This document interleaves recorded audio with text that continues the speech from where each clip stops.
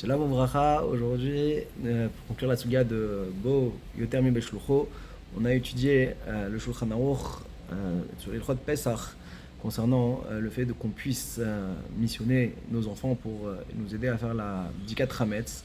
Sur ça, le Magan Avraham il vient et il précise, il dit attention, tu peux nommer tes enfants, mais à condition que toi aussi tu participes à la Bdikat Hametz. C'est-à-dire que même faire partiellement une mitzvah, on est acquitté en vertu du principe de mitzvah bo, yoter, mi beshlucho. Là, on a vu la particularité du Pri Megadim qui dit que même quelqu'un qui aurait loué une maison qui devait être normalement nettoyée du chametz, qui était badouk, et qu'elle ne l'est pas, ça s'appelle pas un mekartaout de la part du propriétaire. Pourquoi ? Parce qu'un homme, il aime faire les mitzvot de lui-même, et non pas à l'idée shaliach. Shulchan Aruch Arav également, lui aussi, nous dit que la bdika, elle incombe entièrement au balabayit et que si jamais il veut le faire par ses enfants, alors ça reste que c'est possible, mais que voilà, il faut que lui aussi il participe au moins une chambre, au moins un petit coin. On a vu un autre sujet concernant les Amoraïm, qu'on a vu dans la Gemara qu'ils faisaient toutes sortes de tâches qui a priori n'est pas selon leur standing.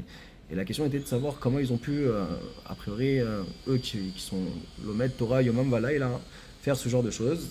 Alors la réponse est que quand c'est visible que c'est pour la mitzvah, alors même faire des tâches qui sont a priori assez négligeables, ça, il n'y a aucun problème parce que ça s'appelle faire le Kvod Hashem. Donc si c'est lié à la mitzvah, c'est bon. Par contre, dans Hashavat Aveda, où on voit que la personne ne sait si tu es en train d'être au sec bas mitzvah, quand tu es en train de brosser, je sais pas moi, le petit agneau qui a été retrouvé. Donc ça c'est pas kavod, et donc ce serait la différence. Avec ça, on comprend pourquoi Rav Nachman, par exemple, il était installateur de balcon, parce qu'en réalité, il visait la mitzvah de Maaké, et ça c'était visible, tout le monde sait qu'il est en train de faire une mitzvah de la Torah. On a vu la Sheela, est-ce qu'on avait le droit de s'annuler des divrei Torah pour pouvoir faire une mitzvah par nous-mêmes ou pas? Donc le Sharatzion, il a répondu que si c'est une mitzvah qui incombe au corps, les goufos, alors ça c'est quelque chose qu'on ne peut pas faire à notre place, comme par exemple la mitzvah du Kvod Shabbat, d'après ça il dit que c'est une mitzvah les goufos. Par contre, si c'est une mitzvah de chesed et que quelqu'un d'autre a la possibilité d'aider et que toi tu es en plein limoud Torah, à ce moment-là, donc tu ne t'interrompras pas de ton limoud. On a vu également donc, le Shulchan Aruch Harav qui lui aussi donc, dit que forcément si les Amoraïm ont eu ce comportement-là, c'est que forcément c'est Chovat Agouf.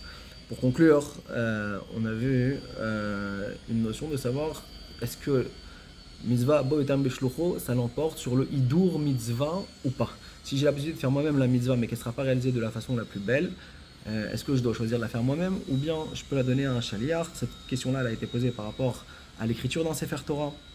Et le Shevet Alevi, lui, il a voulu tendre à dire que, étant donné que dans l'écriture d'un Sefer Torah, il y a une notion que c'est Kekabalat Sinaï, alors ça, on ne l'aura pas avec un shaliach. Donc c'est mieux de la faire nous-mêmes. Mais par contre, pour les autres mitzvot, il tend à dire que la notion d'embellissement serait plus importante.